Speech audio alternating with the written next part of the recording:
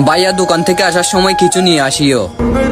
বিশ্বাস করেন, পুরো দোকানটাই নিয়ে আসতাম যদি একটা বোন থাকতো।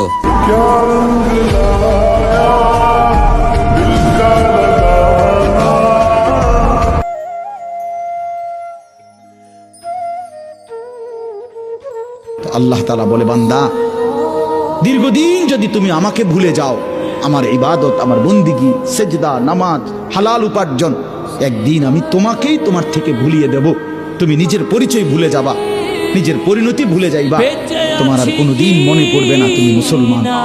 তোমার আর কোনোদিন মনে পড়বে না তোমার একটা কবর আছে, হাসর আছে, মিজান আছে, ফুলসেরাত আছে, আমলনামা আছে।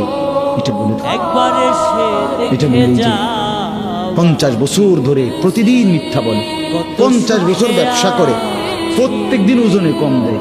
এটা কেমন টাকা?